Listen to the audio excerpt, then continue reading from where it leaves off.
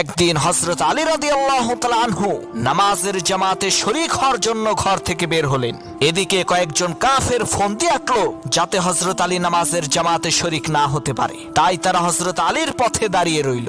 হযরত আলী তাদের কাছে আসলে তারা হযরত আলীকে জিজ্ঞেস করলো, আলী, আমরা তোমার কাছে কিছু জানতে চাই, দয়া করে আমাদেরকে বলবে সেই বিষয় সম্পর্কে? হযরত আলী বলল, কি জানতে চাও বলো। কাফেরেরা বলল, হে আলী, তুমি বলো তো কোন প্রজাতির প্রাণী ডিম দেয় আর কোন প্রজাতির প্রাণীরা বাচ্চা দেয়? সেই কাফেরদের প্রশ্ন শুনে হযরত আলী রাদিয়াল্লাহু তাআলা আনহু সাথে সাথে উত্তর দিলেন, যেই প্রাণীর কান বাহিরে থাকে সেই প্রজাতির প্রাণীরা বাচ্চা দেয়, আর যেই প্রাণীর কান ভেতরে থাকে সেই প্রাণীরা ডিম দেয়। সেই কাফেরেরা লক্ষ্য করে দেখলো কথা তো সত্য। তারা বিস্ময়ে বিমূঢ় হয়ে বলতে লাগলো, সর্বনাশ, আমরা নিজেরাও তো এই প্রশ্নের উত্তর জানি না, হযরত আলী কিভাবে এর নির্ভুল